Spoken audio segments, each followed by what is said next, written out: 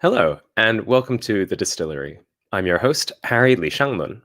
I'm streaming from the lands of the Kulin Nations, and sovereignty was never ceded. Today, we have special guests, Vidya Rajan. Hi, Vidya. How are you doing? Hi, I'm good. How are you? I am doing well, thank you. It's been a while since I've done a distillery interview. Well, I've never done one, so. Apparently they're painless. Good. I've had several people tell me specifically that word, and it always made me wonder if people expect torture for the next half hour. Yeah, I mean, I think a live stream is like a new component to an interview, so I think people are probably expecting something dangerous to happen.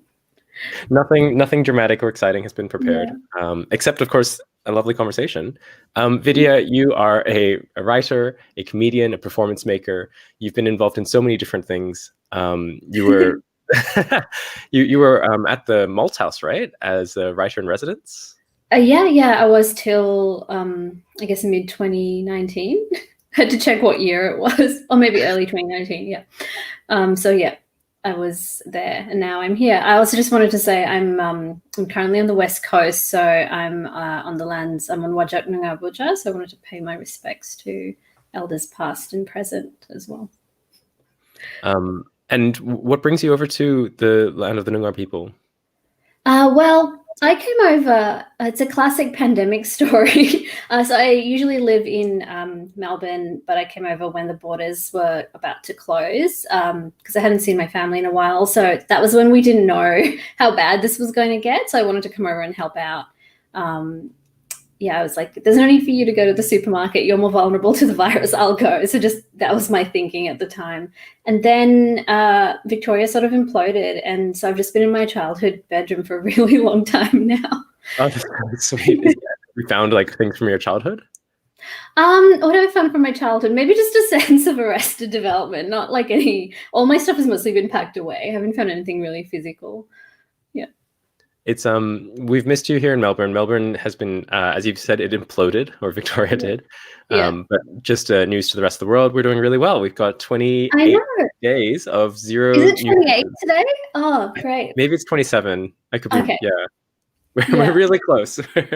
Yeah, I can't. I'm coming back soon, so that's that's good. I feel bad. I just like swan out and swan back in when it's fine. Well, you didn't know. I didn't know. That's true. Yeah. And what have you been up to in the pandemic? What does somebody who works in theater and television do when everything's in lockdown?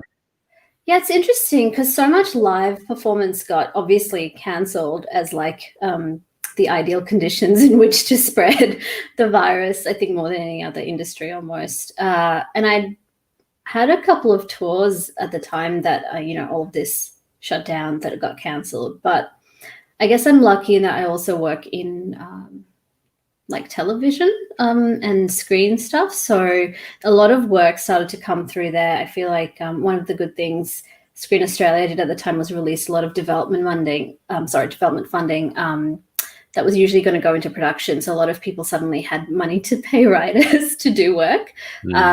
So yeah, luckily I've not been too out of work in that sense and just had other projects ticking along. Yeah.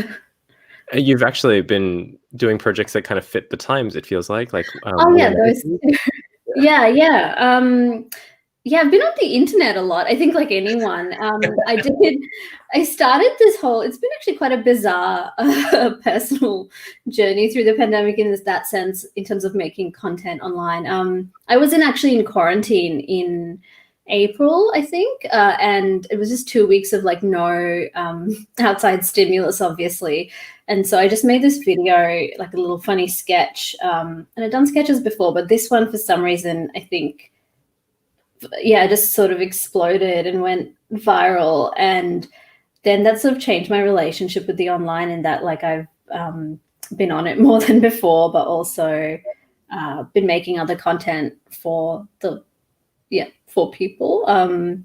Made a show for the Wheeler Centre with my collaborator, Alistair Baldwin, which I think is like a digital sitcom. And that again a lot of that came out of those 2 weeks of doing nothing, where I was like, all I'm doing is watching sitcoms. Like, this is the only thing my brain feels capable of doing.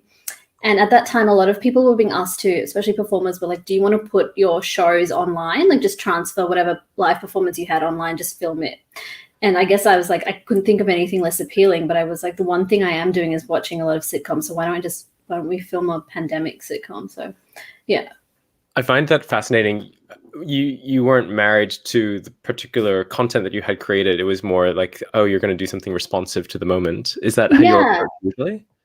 Yeah. I think that's a common maybe trend in my practice to sound a bit wanky. But yeah, I guess that's also like how I've been trained maybe is to sort of think about like what form fits the idea rather than being like I only work in this, and also like what's responsive to the moment. I've also, I think like you, maybe done a lot of participatory work or like that kind of design. So I think in those forms you're very alive to what's changing in the environment. So And you mentioned, you've been really online and you've been saturated with sitcoms, and this is what was the perfect storm to create We Are Nemesis, as well as the very, very funny viral video you made about introverts, which is I think the one you're referencing. Just by the way, to anyone watching, you should definitely check out Vidya's Twitter account, because that's where all the funny videos are. And do you find that making content for the internet, like what is different about that? Is it formal qualities like pacing, or is it artistic intent, like the things that you want to explore? Yeah, it's probably both. I think you can be more DIY online, obviously, and so in a sense, like there are less barriers to entry, but it's also deceptively simple looking. I think anybody actually sits down to like edit video and put things together is like, oh, this isn't like as easy as it seemed, especially on larger scale things like the sitcom. But it's also content, because like I think the audience online, there's a kind of referentiality into the level of like jokes and like how meme culture operates, and so if you're entering that, and also like maybe the biggest difference is when your stuff is aimed at people online, you can assume a level of like anxiety and and like this kind of darkness of humor, which is like probably closer to my aesthetic preferences, and just kind of go from there and launch a bit more. But I guess if you're doing something for a more commercial space, or for a large group of audience and you don't know who they are and they've just come to your show, there might be more padding you need to do sometimes. It sounds like you're very you're talking about the processability of the humor. That's a word. I was working that one out. The processability like of the content. I guess I am talking about that, like how quickly, I mean, I think you're very online as well, so like how quickly you can absorb something, and the places you can go are maybe like faster, I think, online. The connections sometimes. I've heard, I don't know who said this, comedy described to me as unexpected connections. No, that is what it is. That's good. It is unexpected. I guess that's creativity as well, like finding patterns in seeming chaos or like seemingly unconnected things. I was having this discussion recently with someone about how most comedy, or like most jokes, are you set up something based on assumed knowledge and then you find a way to undercut it. So that's the element of surprise, and it's that moment of like undercutting that people like. I think it's like a baby's reaction. You're like you laugh, right? Like that's all laughter is. I was having that discussion because I think there's this perception a lot of the time that people on the right of politics aren't funny, and I'm definitely not on the right, but it's just they're not funny, or the left somehow has a monopoly on humor. And I think we see that a lot in like the way satirical news shows operate, a lot on the joke of like, oh, wasn't that a dim-witted thing they did? And like it's just kind of it's just assumed that they don't understand the joke, but actually jokes are value and morally neutral. Like the structure is just surprise. And so both sides are equally capable of making them. It's just often when you don't agree with someone's politics, the assumptions they're relying on to undercut are awful to you. So I think that was, Sorry, Right. it's a recent conversation I had, so it was like playing on my mind. Yeah, totally. So just to interrogate that further, you're saying the element of surprise itself is just like the human physiological thing. Yeah, But then the politics you bring in is like the values that underlie your assumptions that make the joke work or not work. Yeah, like, so, you know, like if you're doing something that is maybe more like to, I guess, crowds that we might frequent, you might set up an assumption that's based on like racism or sexism, and then you'll undercut it in a surprising way, and in a way that kind of proves it exists and is harmful, but it might be the opposite, you know, in a different crowd, a different performer. Yeah. I was thinking, this is not a recent conversation, but about how different genres of television or performance themselves have political leanings. For example, the action flick traditionally has been very, I think, like libertarian in its approach, right? It's the individual using their own powers to save the day. Yes. Do you watch a lot of action films? I don't think I should watch more. No. Yeah. No, that's really interesting. Yeah, I do think that, like, going back to sitcoms as well earlier, like some people would say, I've always found them, like, I like to joke that it's the highest form of art, just maybe like to annoy some of my, you know, more pretentious theatre friends. But I think people could say, like, it's quite a conservative media as well, like, because the world constantly resets, right? And so maybe sitcoms that innovate that their politics are also different.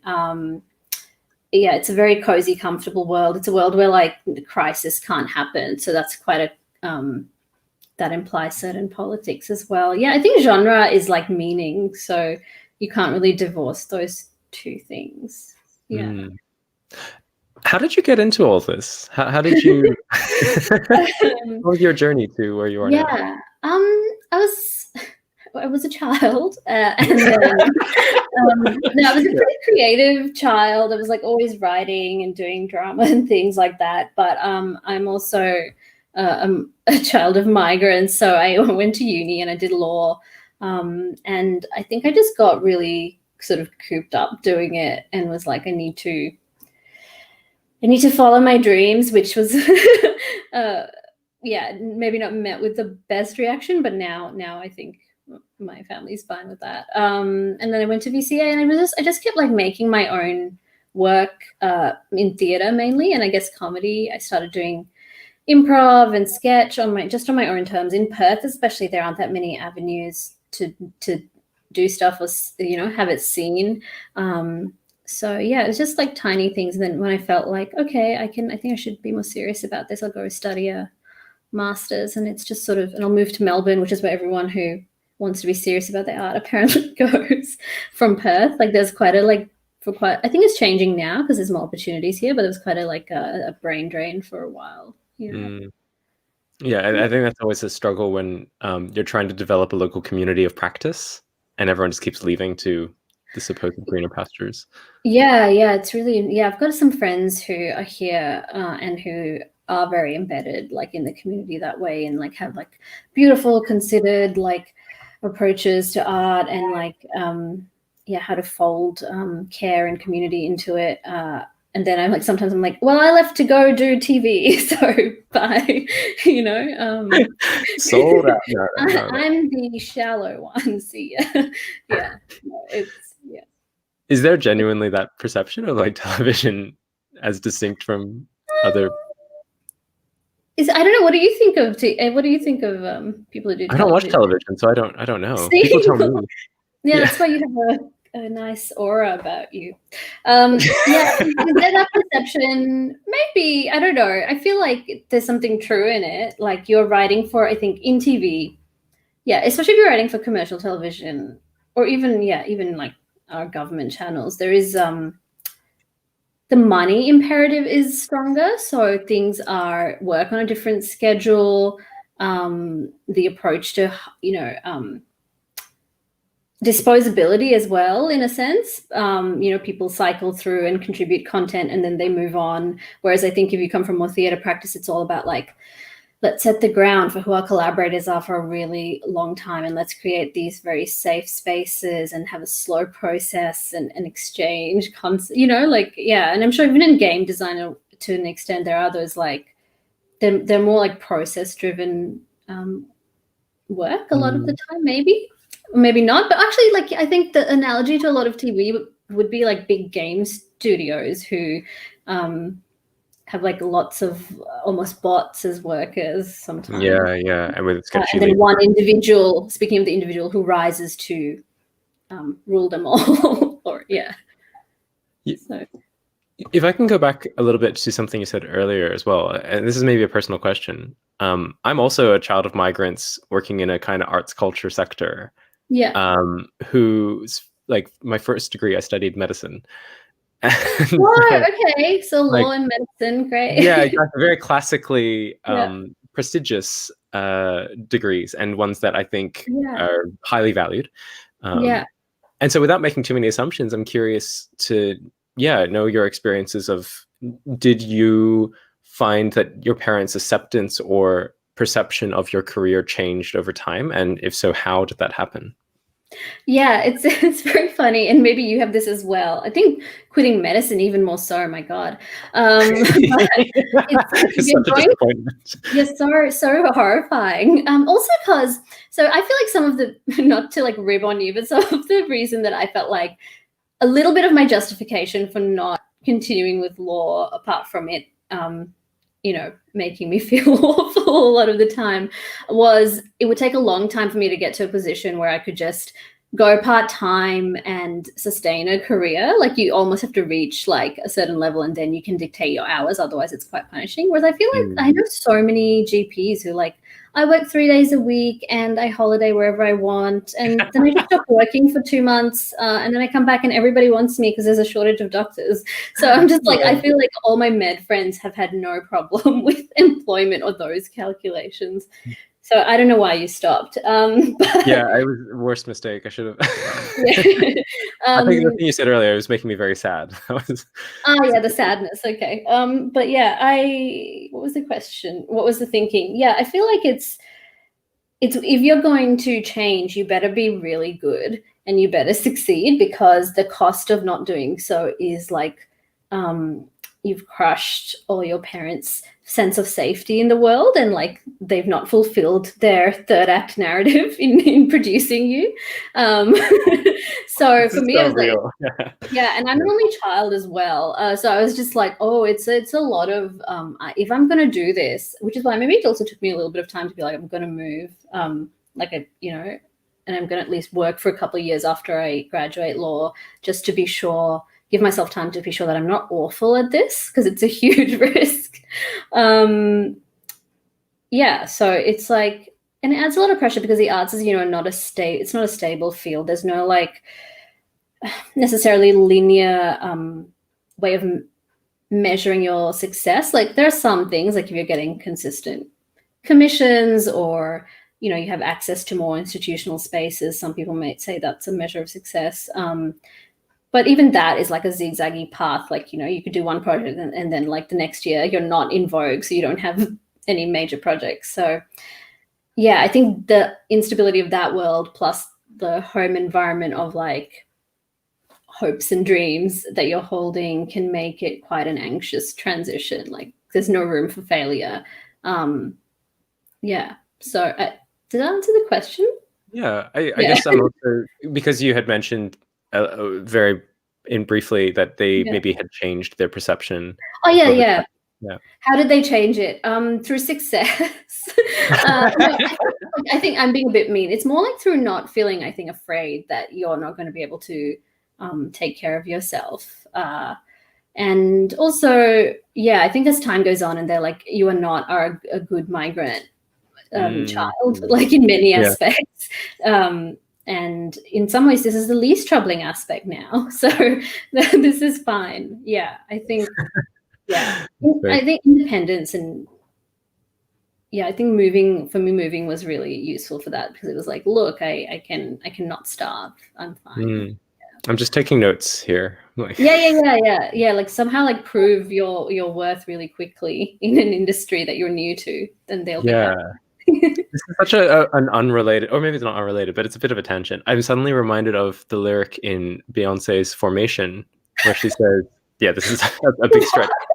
Like, the best revenge is your papers. And this idea of, like a vision of potentially Black liberation through financial capital or success. And like somebody like Beyonce saying that. And I was reminded of this because I typed Beyonce into Real-Time Cancellation Adventure as the queen. Oh, Beyonce got cancelled. That's appropriate, maybe. I don't want to get cancelled for this. Like, I love Beyonce, but I think Best Revenge is Your Paper is like, it's a complex thing because obviously in the system we live in, the best revenge is often your paper.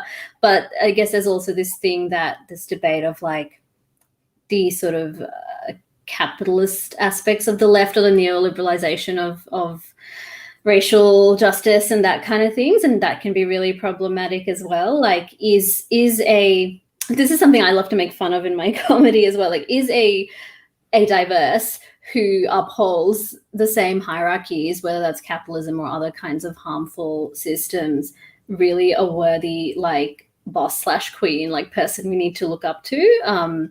Because there's also violence in some, like, I think my politics now, like there's actually more violence in trying to like in holding those people up as heroes, and some of those other more economic systems and the thinking behind those, the individualist thinking behind those, are like a lot more harmful than some other lived experiences. I mean, they're all tied up, but yeah, that's totally. Yeah, I think that was much better. I'm glad that you said that because I was trying to go down that path and I couldn't figure out the words. Yeah. But that's really interesting you put her in that game, because that game, I think, is about that sort of individualist response to an issue that requires a like community consideration. Yeah. It's a very, I mean, it really smacks you when I play it. Sorry. Yeah. I don't know why I said it smacks you. No, there's a smacking noise in it. So there is whenever you get cancelled. I really enjoyed the lulling of false security. It produces such a easygoing tone, very quickly getting your trust as an audience and then undercutting those assumptions, which is great. Yeah. That's good. Yeah. Do you have any thoughts about I guess like we mentioned pre-show briefly about the ethics of creating, that's right, creating work for people to experience, particularly if it's participatory, but even in something like interactive like this. Did you have any ethical considerations while making this or your other work? Oh God. I guess you make participatory work as well, and I've tended to do that in theatre, and I think games are very like what I found making that, because this is my first my first Twine game, but also like first like full-fledged thing that isn't just a tiny little RPG or something. I found it was very similar to directing theatre. Like that was the biggest sensation I had while making it. Like I'm coordinating all these different effects and like the pacing of a journey and leaving space for audience response, especially participatory theatre. Like I was like, oh, it's no different. Game design is so similar. And I think tell the game designers that. I think theatre makers and like participatory theatre makers or immersive theatre makers would be amazing game designers. Like it's like that deep consideration of audience agency and stimulation and like how you can create like moral responses without being prescriptive, like, and playfulness. Like they're all like things that we learn a lot in that space. I'm like, these are the exact same principles. It's just different medium. But what are the ethics of doing that? I guess like, so it's interesting that the cancellation thing actually started I wrote it as a short film, and I always felt a little, hadn't quite hacked like how to do it, like something was missing. And then I guess I've been getting a lot more into gaming this year because like who isn't? But I was like, I'm going to try and do this. But I realized this was actually a great medium for the ethics of it, because it gives people space to respond and for them to bring their own assumptions and check them themselves rather than me forcing it on them. So I think like that, giving audience that space to react is maybe part of the care of it, rather than triggering a particular type of cancellation for them. I mean, you still have to do something, or otherwise it would be formless space. But yeah, does that make sense? I think I'm saying things. Yeah. If my eyes glazed over, it's because I was lost in thought trying to. Yeah. Yeah. A lot of ethics, I think, like also the discussion around ethics in the arts so often can be, I don't know, we can get lost in our own head. I think all of us want to believe that like our artworks can maybe do something for people, like do something ethical or create like a consciousness shift or like contribute to like some good in the world. But returning to like, I guess our earlier thing with moral neutrality, I'm not sure. Like, I think of course content can do that. And the way you approach an audience can do that. But for me, a lot of the ethics of arts come in its making. Like, I think the biggest material conditions of the art are that it's a workplace and you work with other people. And that's where your politics need to show. And that's where like your care needs to show, rather than being like, oh, we made a product that has all these diverses in it, or we made a product that says something deep about the state. Like, great, that could change people's minds. But what is the point of it, and what material thing can you do in the world if the way you made it was so awful to everybody involved, which is very often the case. So I think like, yeah, for me, I'm more interested in like at this point in whatever space I go into to see that those working conditions are good and hopefully not contribute to violence there. Yeah.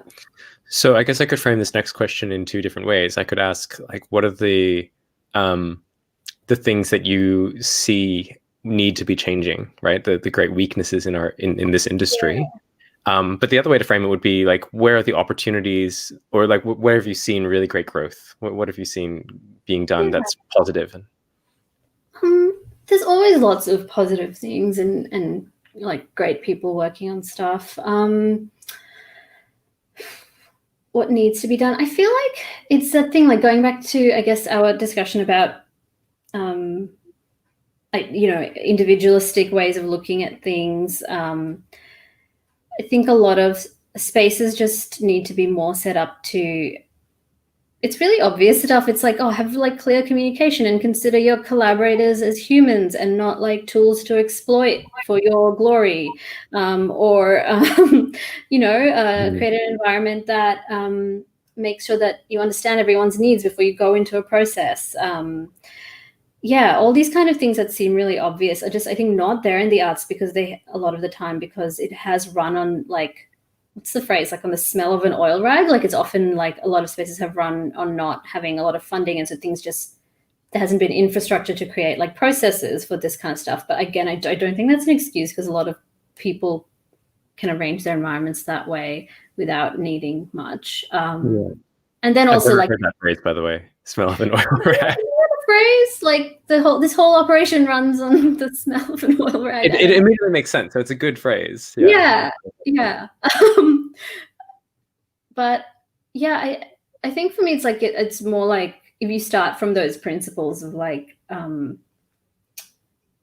accounting for who's in the room and being responsive to that, rather than trying to prescribe necessarily a way of doing things, you're going to get to a more ethical place. I don't know. And I think, things are changing, but like things are changing in a very like, let's get like these bodies into this room and we're inclusive. I don't think like work practices for me, it's like, like union rights or things like that are, I don't know if they're as advanced in some sectors as they probably need to be. Yeah. Mm-hmm. I have your mention of like diverses is really funny as a noun. I have deep inside me some like 20-minute rant about culled. And linguistically diverse as a phrase. Like I find it so frustrating. It's really hard because all those phrases are like, on one hand, they like the fact they exist implies like this hierarchy and reinforces this like, this status of things or the separateness, but on the other hand, it's like a campaigning. Like, I think activists have this question a lot, like, do we use a reductive term just to kind of get our message across and like form like a strategic alliance to correct power, or do we argue over, which is like a favorite pastime on Twitter, as you know, these language games and like the nuances of it, and like hopefully we can do both at the same time. But yeah, It Paul feels is like, definitely in that, yeah. yeah, and it feels like your work very cleverly balances those conversations a lot of the time. Like you're trying to Yeah. not have both and eat it per se, but acknowledge that they exist. These conversations both exist. Yeah, oh, I'm glad, because I think that's what I'd hoped for. Like I think like ambiguity or contradiction and like being honest about that and is more exciting in art rather than trying to push through like one view of those things. And yeah, I guess it goes back to your like audience ethics. It's like, for me, I'm more interested in creating like this field of experience, and obviously like my values drive that, but that people can kind of find out where they sit and can be like this thing that lets them understand themselves, rather than me being like, this is how you need to see the world. Yeah. That's so exciting. I'm really glad that you are creating work that does that and invites people to do that as well. Thank you so much for taking the time to chat. Oh, that's fine. It was very painless. You're right. I'm glad. I'm really waiting for the one time when someone goes, that was This really was bad. yeah. But everyone's been very nice so far. And you can't edit it out. Like, this is your accountability. It's live streamed. So yeah, wow. Congratulations on creating an ethical space, I guess. Thanks. there are things I can work on for sure. But yeah, it's been such a pleasure to chat with you, Vidya. Thank you. If you hang around backstage, I'll say goodbye properly. See ya. I forgot to mention that before the show. Bye. Bye. Thanks so much for tuning in, everyone. This is The Distillery with interviews of very, very cool people. You can check us out at our website, distillery.site. I'm saying us, referring to everyone we've ever interviewed. We, royal we. And our Twitter at Distillery Site, and our Instagram at distillery.site. Take care, everyone, and see you next time. Bye.